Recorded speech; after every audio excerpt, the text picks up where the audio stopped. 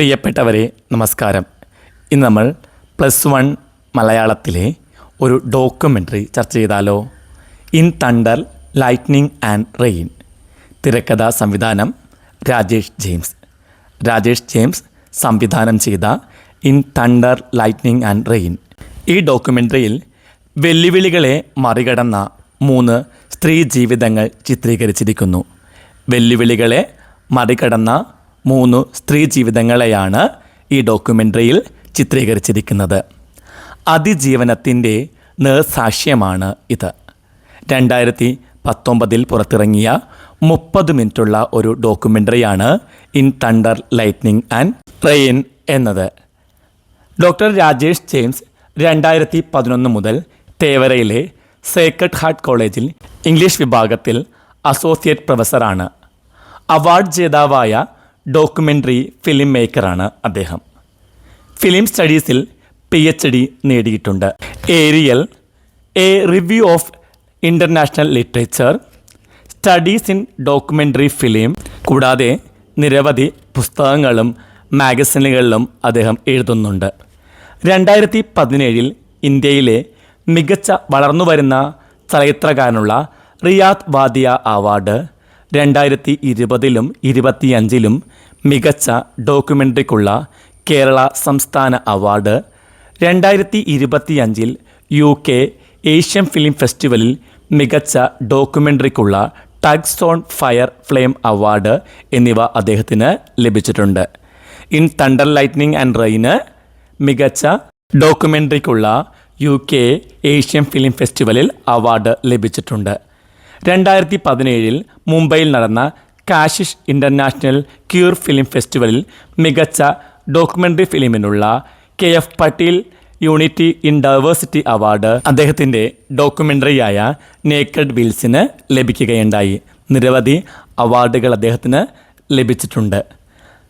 USA, UK, Spain, Italy, Hungary, Greece, Germany, Denmark, ചെക്ക് Republic, Belgium, Poland, Malaysia എന്നിവയുൾപ്പെടെ അദ്ദേഹം വ്യാപകമായി സഞ്ചരിച്ചിട്ടുണ്ട്. പോണ്ടിച്ചേരി സെൻട്രൽ യൂണിവേഴ്സിറ്റിയിലെ വിഷ്വൽ കമ്മ്യൂണിക്കേഷൻ വകുപ്പ് പോലുള്ള ഇന്ത്യയിലെ വിവിധ സർവകലാശാലകളിൽ വിസിറ്റിംഗ് ഫാക്കൽറ്റി അംഗം കൂടിയാണ് doctor Rajesh James. CV Seena, വനിതാ ഫുട്ബോൾ കോച്ച്. ഇന്ത്യൻ വനിതാ ഫുട്ബോൾ താരമാണ് CV സീന. എറണാകുളത്തെ മരട് സ്വദേശിയാണ് ഇവർ. ഞാനൊരു ഇന്ത്യൻ വുമൺ ഫുട്ബോളർ ആണെന്ന് പറയുമ്പോൾ പലരും അതിശയത്തോടെ ചോദിക്കും, വുമൺ ഫുട്ബോളറോ? പെണ്ണുങ്ങൾ ഫുട്ബോൾ കളിക്കുമോ? അതെങ്ങനെയാ സ്ത്രീകൾ ഫുട്ബോൾ കളിക്കുന്നേ? അങ്ങനെ പല സ്ഥലത്ത് നിന്ന് പല രീതിയിൽ ചോദിച്ചിട്ടുണ്ട്. ഞാനിങ്ങനെ പെൺകുട്ടികൾക്ക് പ്രാക്ടീസ് കൊടുക്കുന്നുണ്ടെന്ന് പറയുമ്പോൾ പെൺകുട്ടികൾക്കാണോ പ്രാക്ടീസ് കൊടുക്കണമെന്ന് ആളുകൾ ചോദിക്കും. അപ്പോൾ ഓട്ടോമാറ്റിക്കലി ഞാൻ പറയും, ആൺകുട്ടികൾക്കും പ്രാക്ടീസ് കൊടുക്കുന്ന കോച്ചെന്ന് പറയുമ്പോൾ പറയണത്, അയ്യോ ആൺപിള്ളേർക്ക് പ്രാക്ടീസ് കൊടുക്കാനുള്ള കപ്പാസിറ്റിയൊക്കെ ഉണ്ടോ? മരടിൽ CV സീന അക്കാദമി എന്നൊരു ഫുട്ബോൾ കോച്ചിങ് സ്ഥാപനം അവർ നടത്തുന്നുണ്ട്. അപ്പോൾ അവിടെ പെൺകുട്ടികളെക്കാൾ കൂടുതൽ ആൺകുട്ടികളാണ് പ്രാക്ടീസിന് വരുന്നത്. സ്ത്രീകൾ ഫുട്ബോൾ കളിക്കുമോ എന്ന സമൂഹത്തിൻ്റെ മുൻവിധിയുള്ള ചോദ്യങ്ങളെ അവർ തൻ്റെ ഇടത്തോടെ നേരിട്ടു. തൻ്റെ നേട്ടങ്ങളിലൂടെയാണ് അവർ അതിനെയെല്ലാം മറികടന്നത്. ബാല്യത്തിൽ തൻ്റെ അമ്മ അനുഭവിച്ച ഗാർഹിക പീഡനം കണ്ട് വിവാഹത്തെക്കുറിച്ചുള്ള അവരുടെ കാഴ്ചപ്പാട് മാറുകയുണ്ടായി. അതിനാൽ വിവാഹം കഴിക്കാതിരിക്കാനാണ് അവർ തീരുമാനിച്ചത്. സ്തീനയുടെ ജീവിതം സ്ത്രീകൾക്കും കായിക രംഗത്ത് പുരുഷന്മാർക്കൊപ്പം തലയെടുപ്പോടെ നിൽക്കാൻ സാധിക്കും എന്നതിൻ്റെ തെളിവാണ്. ഇന്ത്യയിലെ മികച്ച ഒരു വനിതാ ഫുട്ബോൾ താരമാണ് രാജേഷ് ജെയിംസിൻ്റെ ഈ ഡോക്യുമെൻ്ററി. പരമ്പരാഗതമായ ഡോക്യുമെൻ്ററി കാഴ്ചകളിൽ നിന്ന് തികച്ചും വ്യത്യസ്തവും അപരിചിതവുമായ ഒന്നാണ്. ഈ ഡോക്യുമെൻ്ററി പരമ്പരാഗതമായിട്ടുള്ള ഡോക്യുമെൻ്ററി കാഴ്ചകളിൽ നിന്ന് തികച്ചും വ്യത്യസ്തവും അപരിചിതവുമായ ഒന്നാണ്. പ്രധാനമായും 2 കാരണങ്ങളാണ് ഇതിനുള്ളത്. ഒന്ന്, പ്രേക്ഷകരുടെ മുൻധാരണകളെ തിരുത്തുന്നു. പുതിയ കാലത്തെ റീലുകളും ഷോർട്ട് ഫിലിമുകളും സിനിമകളും കാണുന്ന കുട്ടികൾ ഉൾപ്പെടെയുള്ള പ്രേക്ഷകർക്ക് ഡോക്യുമെൻ്ററികളെക്കുറിച്ച് ചില മുൻധാരണകളുണ്ടാകും. സാധാരണയായി ഒരു വ്യക്തിയുടെ ജീവചരിത്രം, കലാരൂപം, സ്ഥലം, ചരിത്രം അല്ലെങ്കിൽ എന്തെങ്കിലും സംഭവങ്ങളെക്കുറിച്ചുള്ള വിവരങ്ങളാണ് ഡോക്യുമെൻ്ററികളിൽ പ്രതീക്ഷിക്കാറുള്ളത്. എന്നാൽ ഇത്തരം പരിചിതമായ ശൈലികളിൽ നിന്നും പ്രേക്ഷകനെ പെട്ടെന്ന് തന്നെ പരിചിതമല്ലാത്ത ഒരു മേഖലയിലേക്ക് നയിക്കുന്ന രീതിയാണ് രാജേഷ് ജെയിംസ് ഇവിടെ സ്വീകരിച്ചിരിക്കുന്നത്. അതുപോലെ തന്നെ തലക്കെട്ടും ഉള്ളടക്കും തമ്മിലുള്ള വ്യത്യാസം നോക്കാം. തണ്ടർ, ലൈറ്റ്നിങ് ആൻഡ് റെയിൻ എന്ന പേര് കേൾക്കുമ്പോൾ ഇത് പ്രകൃതിയെക്കുറിച്ചോ മഴയെക്കുറിച്ചോ ഉള്ള ഒന്നാകാമെന്ന ധാരണ പ്രേക്ഷകരിൽ ഉണ്ടായേക്കാം. എന്നാൽ പരിചിതമായ മുൻധാരണകളെ പൂർണ്ണമായും ഉലച്ചു കളയുന്ന ഒരു ഔട്ട്പുട്ടാണ് ഈ സിനിമ നമുക്ക് നൽകുന്നത്. സാധാരണ ഡോക്യുമെൻ്ററികൾ നിശബ്ദതയിലേക്കോ ശാന്തമായ സംഗീതത്തിലേക്കോ ആണ് പ്രേക്ഷകനെ നയിക്കാറുള്ളത്. എന്നാൽ ഈ ചിത്രം ഡിസംബർ 31 നടക്കുന്ന കൊച്ചിൻ കാർണിവലിൻ്റെ 10,000-കണക്കിന് ആളുകൾ പങ്കെടുക്കുന്ന വലിയൊരു ആരവത്തിലേക്കാണ് തുറക്കുന്നത്. സാധാരണ ഡോക്യുമെൻ്ററികൾ നിശബ്ദതയിലേക്കോ ശാന്തമായ സംഗീതത്തിലേക്കോ ആണ് പ്രേക്ഷകനെ നയിക്കാറുള്ളത്. എന്നാൽ ഈ ചിത്രമാകട്ടെ ഡിസംബർ 31 കൊച്ചിയിൽ നടക്കുന്ന കാർണിവലിലേക്കാണ് നമ്മളെ കൂട്ടിക്കൊണ്ടുപോകുന്നത്. 10,000-കണക്കിന് ആളുകൾ പങ്കെടുക്കുന്ന വലിയൊരു ആരവത്തിലേക്കാണ് ഈ ഡോക്യുമെൻ്ററി മിഴി തുറക്കുന്നത്. തൊട്ടടുത്ത കട്ട്ബോട്ടിൻ്റെയും ഹോണിലേക്കും അതിൻ്റെ വലിയ ശബ്ദത്തിലേക്കുമാണ് പോകുന്നത്. കഴിഞ്ഞ വർഷത്തെ നിരാശകളെയും പ്രതീക്ഷകളെയും കത്തിച്ച് കളയുന്ന ഒരു അന്തരീക്ഷത്തിലേക്ക് കടന്നു വരുന്ന ജനക്കൂട്ടത്തിൽ നിന്ന് 3 സ്ത്രീകളെ സംവിധായകൻ തിരഞ്ഞെടുത്തിരിക്കുന്നു. അതിലൊന്നാണ് സി വി സീന. തണ്ടറായിട്ടാണ് സി വി സീനയെ സൂചിപ്പിക്കുന്നത്. ലൈറ്റ്നിങ് എന്നത് ജ്വാലാമുഖിയായ സെലീന മൈക്കിളാണ്. ശവസംസ്കാര ജോലി ചെയ്യുന്ന വ്യക്തിയാണ് സെലീന മൈക്കിൾ. എറണാകുളത്ത് തൃക്കാക്കര നഗരസഭയിലെ ശ്മശാനത്തിൽ ശവസംസ്കാര ജോലി ചെയ്യുന്ന വ്യക്തിയാണ് നമ്മുടെ ജ്വാലാമുഖിയായിട്ടുള്ള സെലീന മൈക്കിൾ. അവർ 10,000-ലധികം ശവശരീരങ്ങൾ ദഹിപ്പിച്ചിട്ടുണ്ട് എന്നാണ് പറയുന്നത്. അങ്ങനെ പേടിയൊന്നും ഉണ്ടായിട്ടില്ല എനിക്ക്. എന്നോട് എല്ലാവരും ചോദിക്കും പേടിയില്ലേ എന്ന്. അപ്പോൾ ഒരിക്കലും ഈ ശവസംസ്കാരം കർമ്മങ്ങൾ ചെയ്യുമ്പോൾ പേടിയുണ്ടായിട്ടില്ലേ എന്ന് ചോദിക്കുമ്പോൾ എനിക്കൊരിക്കലും പേടിയുണ്ടായിട്ടില്ല എന്നാണ് അവർ പറയുന്നത്. മരിപ്പൊക്കെ വരുമ്പോൾ രാത്രി 3 മണിവരെ ഇവിടെ ഒറ്റയ്ക്ക് നിന്നാണ് എല്ലാം ചെയ്തിട്ടുള്ളത്. രാത്രി 3 മണിവരെയൊക്കെ ഒറ്റയ്ക്ക് നിന്ന് ഈ ശവസംസ്കാര ജോലി അവർ ചെയ്യാറുണ്ട്. 3 മണി കഴിഞ്ഞാണ് ഞാൻ ഇവിടെ നിന്ന് പോകാറ്. 10-11 മണിക്ക് ബോഡി വന്നാൽ കത്തിത്തീരുമ്പോൾ വെളുപ്പിന് 3 മണി 2 മണിയൊക്കെ ആവും. സെലീന മൈക്കിൾ പുരുഷാധിപത്യത്തിൻ്റെ അതിരുകൾ ഭേദിച്ച് പൊതുവെ സ്ത്രീകൾ കടന്നു ചെന്നിട്ടില്ലാത്ത ശവം ദഹിപ്പിക്കുന്ന ജോലി ചെയ്യുന്ന ധീരയായ സ്ത്രീ രത്നം തന്നെയാണ്. മരിച്ചവരെയല്ല 2 കാലിൽ നടക്കുന്ന മനുഷ്യരെയാണ് ഞാൻ ഭയപ്പെടുന്നത് എന്ന് സെലീന മൈക്കിൾ പറയുന്നുണ്ട്. മരിച്ചവരെയല്ല 2 കാലിൽ നടക്കുന്ന മനുഷ്യരെയാണ് ഞാൻ ഭയപ്പെടുന്നത്. ഈ വാചകം അവളുടെ ജീവിതത്തിൻ്റെ ആഴമാണ് വ്യക്തമാക്കുന്നത്. വർഷങ്ങളോളം ഭർത്താവിൽ നിന്ന് ക്രൂരമായ ഗാർഹിക പീഡനം അനുഭവിച്ചെങ്കിലും ഒടുവിൽ അതിനെതിരെ ധൈര്യത്തോടെ നിലകൊള്ളാൻ അവർക്ക് ആകുന്നുണ്ട്.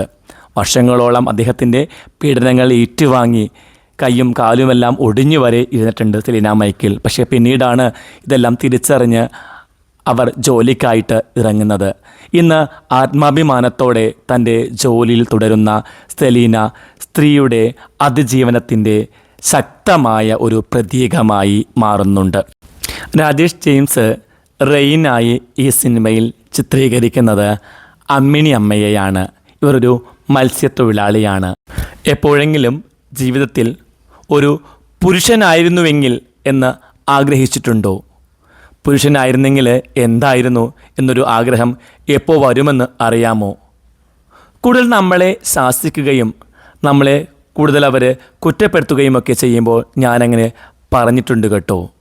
പുരുഷന്മാർ അല്ലെങ്കിൽ അവരെ ശാസിക്കുകയും കുറ്റപ്പെടുത്തുകയൊക്കെ ചെയ്യുമ്പോൾ അവർ പുരുഷനായിരുന്നുവെങ്കിൽ എന്ന് ആഗ്രഹിച്ചിട്ടുണ്ട് എന്ന് പറയുകയാണ്. എൻ്റെ ദൈവമേ, ഞാനൊരാണായിരുന്നെങ്കിൽ നിങ്ങളെ എൻ്റെ അടിമയായി നിർത്തിയേനെ. എൻ്റെ ദൈവമേ, ഞാനൊരു ആണായിരുന്നെങ്കിൽ നിങ്ങളെ എൻ്റെ അടിമയായി നിർത്തിയേനെ. അങ്ങനെ ഞാൻ പറഞ്ഞിട്ടുണ്ട് എന്നവർ പറയുന്നുണ്ട്. എനിക്ക് 4000 രൂപ വരെ മീൻ പിടിക്കാൻ പോയപ്പോൾ എനിക്ക് കിട്ടിയിട്ടുണ്ട്. അന്നേരം ആ മീൻ പിടിച്ച കാശെല്ലാം വീട്ടിൽ കൊണ്ടുവന്ന് കൊടുക്കുമ്പോൾ, ഓ നീയേ ഉള്ളോ ഒരു പണിക്കാരത്തി, ഞങ്ങളുടെ വീട്ടിൽ എല്ലാവരും പണിയുന്നതിനേക്കാൾ കൂടുതൽ കാശ ഞാൻ കൊണ്ടുവരുന്നേ. എന്നാലും ആ മനുഷ്യൻ എന്നറിയുമോ, 10000 രൂപയുടെ പണി ചെയ്ത് കൊണ്ടുവന്നാലും ഭർത്താവിൻ്റെ കീഴിലേ നിൽക്കാവുള്ളൂ. ആ അധികാരമാണ് അയാൾക്ക് വരുന്നത്. അപ്പോഴാണ് എനിക്കങ്ങനൊരു സംഭവം തോന്നിയത്. എത്ര നല്ല രീതിയിൽ പണമുണ്ടാക്കി ജോലിയെടുത്ത് കൊണ്ടുവന്നാലും ആ ഭർത്താവിനത് ഇഷ്ടപ്പെടാറില്ല. അദ്ദേഹം തന്നെയാണ് അവിടുത്തെ അധികാരി. 10000 രൂപയുടെ പണി ചെയ്തു കൊണ്ടുവന്നാലും ഭർത്താവിൻ്റെ കീഴിൽ നിൽക്കാവൂ എന്നൊരു കാഴ്ചപ്പാടാണ് അവരുടെ ഭർത്താവിന് ഉണ്ടായിരുന്നത്. ആ അധികാരമാണ് അയാൾക്ക് എപ്പോഴുമുള്ളത്. അപ്പം ഞങ്ങളുടെ വീട്ടിൽ എല്ലാവരും പണിയുന്നതിനേക്കാൾ കൂടുതൽ കാശിന് ഇവർ പണിതിരുന്നു. അവർ മീൻ പിടിക്കാനാണ് പോയിരുന്നത്. 4000 രൂപ വരെയൊക്കെ മീൻ പിടിച്ചിട്ട് അവർ കൊണ്ടുവരുമായിരുന്നു. അപ്പോൾ അതിനൊരു വിലയും ഭർത്താവ് കൽപ്പിച്ചിരുന്നില്ല. മത്സ്യത്തൊഴിലാളിയും നടൻപാട്ട് കലാകാരിയുമാണ് അമ്മിണിയമ്മ. ജീവിതത്തെ എപ്പോഴും സന്തോഷത്തോടെ സ്വീകരിക്കുന്ന ഒരു വ്യക്തിയാണവർ. കുടുംബത്തിൻ്റെ ദാരിദ്ര്യം കാരണം ഔപചാരികമായ വിദ്യാഭ്യാസമൊന്നും അവർക്ക് ലഭിച്ചിട്ടില്ല. ജീവിത അനുഭവങ്ങളിലൂടെ അവർ വലിയ അറിവ് നേടുകയുണ്ടായി. സ്കൂളിൽ ഒന്നും പോയി പഠിച്ചിട്ടില്ല, പക്ഷേ ജീവിതത്തിലൂടെ അതിനേക്കാൾ വലിയ അറിവ് നേടിയവരാണ് അമ്മിണിയമ്മ. ഇന്ന് കൃഷി, മത്സ്യബന്ധനം, നാടൻ സംസ്കാരം തുടങ്ങിയ വിഷയങ്ങളിൽ വിദ്യാർത്ഥികൾക്ക് ക്ലാസ്സുകൾ എടുക്കാറുണ്ട്. ഭർത്താവിൻ്റെ പുരുഷാധിപത്യ മനോഭാവത്തെയും സ്ത്രീയുടെ അധ്വാനത്തെ വിലകുറച്ചു കാണുന്ന സമീപനത്തെയും അവർ ശക്തമായി എതിർക്കുന്നുണ്ട്. പുരുഷാധിപത്യ മനോഭാവം, അതുപോലെ സ്ത്രീകളുടെ അധ്വാനത്തെ വിലകുറച്ച് കാണുന്ന സമീപനം, ഇതിനെയൊക്കെ ശക്തമായി എതിർക്കുന്ന സ്ത്രീയാണ് അമ്മിണിയമ്മ. ചെളിവെള്ളത്തിൽ നിന്ന് മത്സ്യം പിടിക്കുമ്പോഴും വള്ളത്തിൽ പാട്ടുപാടുമ്പോഴും ജീവിതത്തെ ആഘോഷിക്കുകയാണ് അമ്മിണിയമ്മ. തൊഴിൽ എന്നത് അഭിമാനമാണെന്നും സന്തോഷം ജീവിത വീക്ഷണത്തിൽ നിന്നാണ് ഉണ്ടാകുന്നതെന്നും അവർ വ്യക്തമാക്കുന്നു. ഒന്നുകൂടി പറയാം, ചെളിവെള്ളത്തിൽ മീൻ പിടിക്കുമ്പോഴും വള്ളത്തിൽ നിന്ന് പാട്ടുപാടുമ്പോഴും ജീവിതത്തെ ആഘോഷിക്കുന്ന അമ്മിണിയമ്മ തൊഴിൽ എന്നത് അഭിമാനമാണെന്നും സന്തോഷം ജീവിത വീക്ഷണത്തിൽ നിന്നാണ് ഉണ്ടാകേണ്ടതെന്നും വ്യക്തമാക്കുന്നു.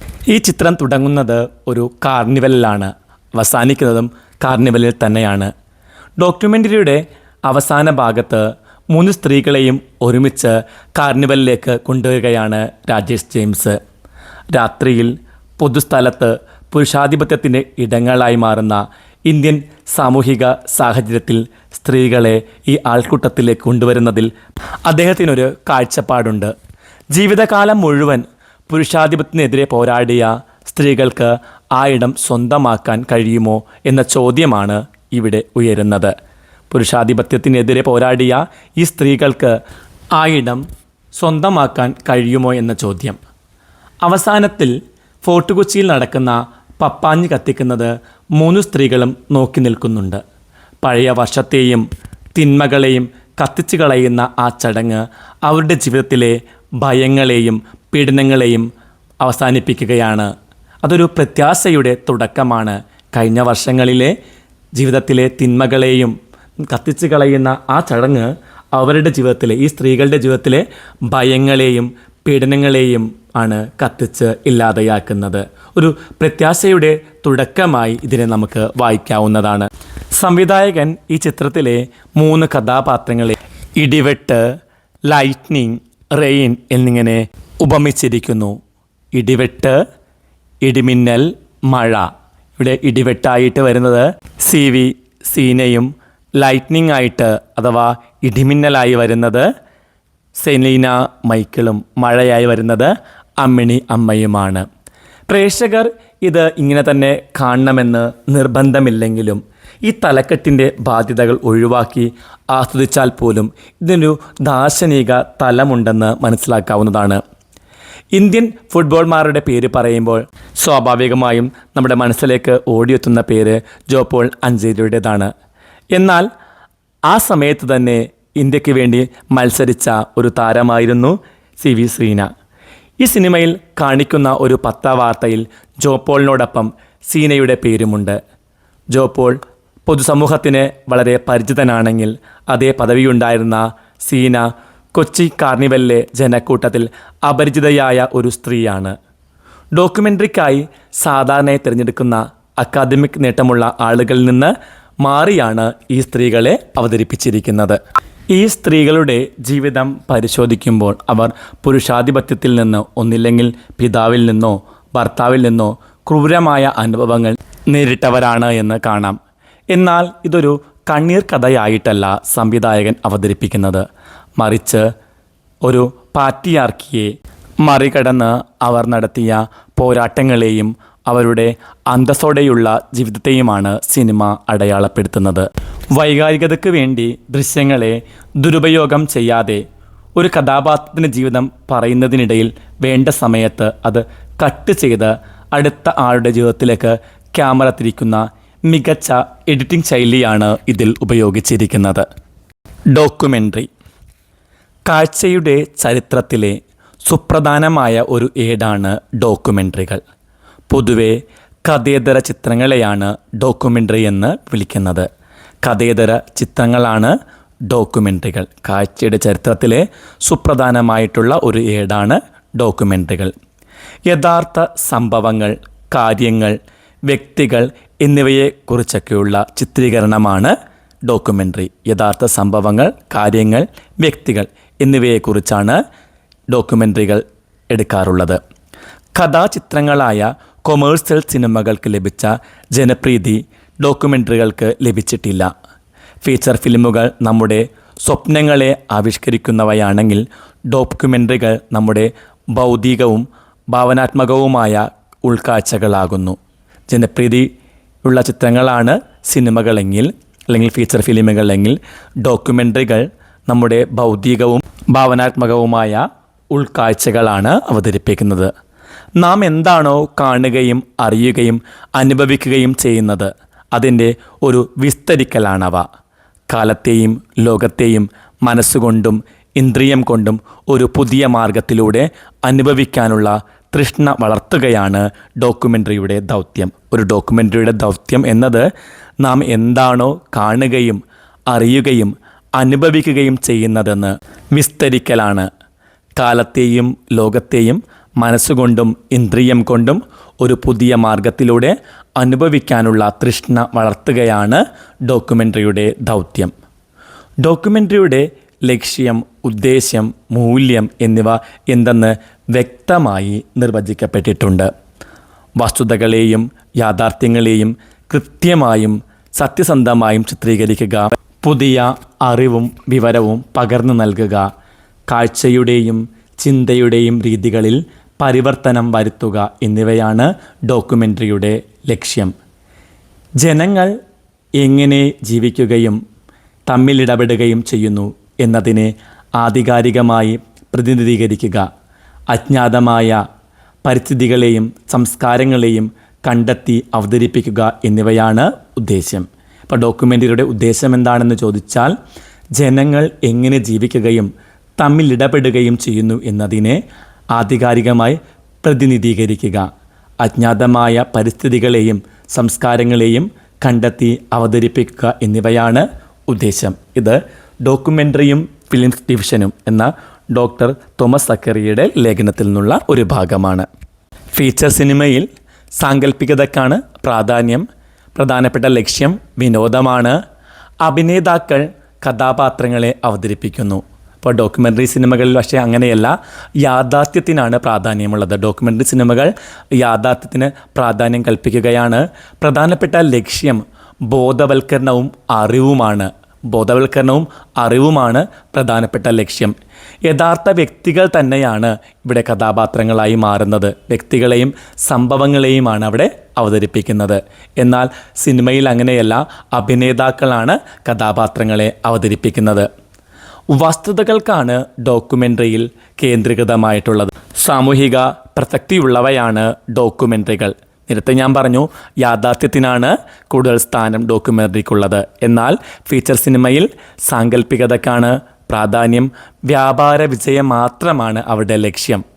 എങ്ങനെയെങ്കിലും ലാഭമുണ്ടാക്കുക എന്നതാണ് ഫീച്ചർ ഫിലിമുകളുടെ ലക്ഷ്യം. ഭാവനയ്ക്കാണ് ഫീച്ചർ സിനിമ പ്രാധാന്യം കൊടുക്കുന്നത്. ഈ ക്ലാസ് നമുക്ക് ഇവിടെ അവസാനിപ്പിക്കാം. മറ്റൊരു ക്ലാസ്സുമായി കാണും വരെ എല്ലാവർക്കും നന്ദി, നമസ്കാരം. ക്ലാസ് ഇഷ്ടമായിട്ടുണ്ടെങ്കിൽ ലൈക്കും ഷെയറും കമൻറ്റും ഒക്കെ പ്രതീക്ഷിച്ചുകൊണ്ട് നിർത്തുന്നു.